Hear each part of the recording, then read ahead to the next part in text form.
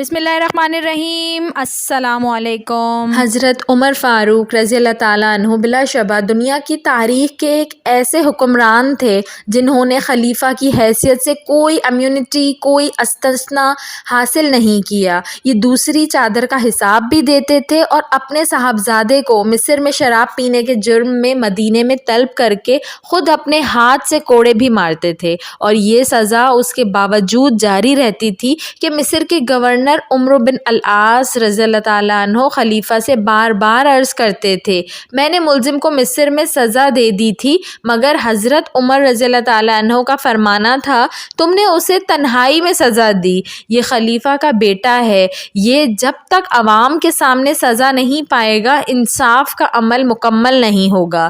حضرت عمر رضی اللہ تعالیٰ عنہ کے احکامات بہت دلچسپ ہوتے تھے۔ یہ جب بھی کسی گورنر یا کسی منتظم کی تنزلی، معزولی یا گرفتاری کا حکم جاری کرتے تھے، یہ فیصلے پر عملدار آمد کے لیے کسی سیاہ فام غلام کو بھجواتے تھے۔ زیادہ تر کیسز میں یہ ذمہ داری حضرت بلال حبشی رضی اللہ تعالیٰ عنہ کو سونپی جاتی تھی۔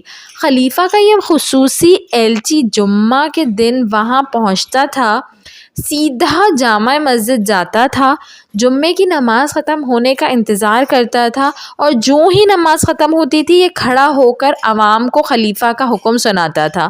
لوگوں کے سامنے گورنر سپہ سالار یا منتظم کی پگڑی کھولتا تھا، اس کی مشکیں کستا تھا اور اسے گھوڑے پر بٹھا کر مدینہ روانہ ہو جاتا تھا۔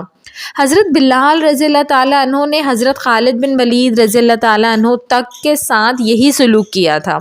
حضرت عمر رضی اللہ تعالیٰ عنہ کے دور میں جب بھی لوگوں کو جمعے کی نماز میں حضرت بلال حبشی رضی اللہ تعالیٰ عنہ دکھائی دیتے تھے، گورنر اور سپہ سالار کی ٹانگیں کانپنے لگتی تھیں اور وہ خود ہی اپنی پگڑی ڈھیلی کر لیتا تھا۔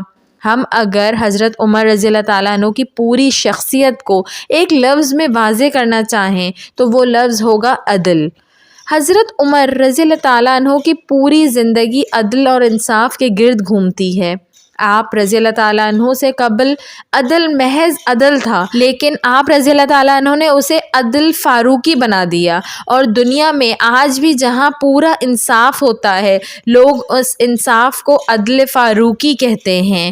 آپ رضی اللہ تعالیٰ عنہ عدل کے معاملے میں بہت سخت تھے۔ آپ رضی اللہ تعالیٰ عنہ نے پوری زندگی اپنے لیے پکا گھر نہیں بنوایا، خزانے سے صرف اتنا وظیفہ لیا جس سے شاہی خاندان روح اور جسم کا رشتہ برقرار رکھ سکتا تھا۔ آپ رضی اللہ تعالیٰ عنہ فاقہ کشی، روزوں اور کم خوراکی کی وجہ سے اس قدر کمزور پڑ گئے کہ آپ رضی اللہ تعالیٰ عنہ کی پسلیاں تک گنی جا سکتی تھیں۔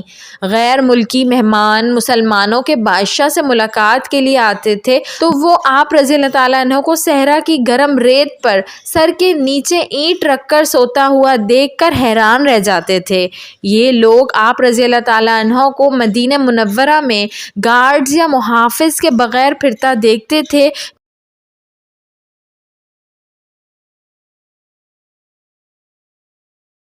تو بھی یہ اپنی انگلیاں دانتوں میں داب لیتے تھے۔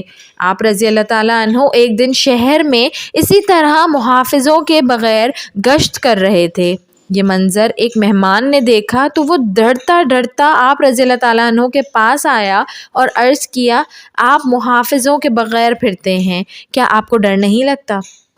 حضرت عمر فاروق رضی اللہ تعالیٰ عنہ نے فرمایا، مجھے لوگوں نے اپنی حفاظت کے لیے منتخب کیا ہے، میں جب اپنے لیے محافظ رکھوں گا تو پھر میں لوگوں کا محافظ نہیں رہوں گا۔ محافظ کو محافظ زیب نہیں دیتے۔ ویڈیو پسند آئی ہو تو اس کو ضرور لائک کریے گا، اور ایسی مزید اچھی ویڈیوز دیکھنے کے لیے میرے چینل اردو کہانی گھر کو سبسکرائب کر لیجئے۔ Thanks for watching. اللہ حافظ۔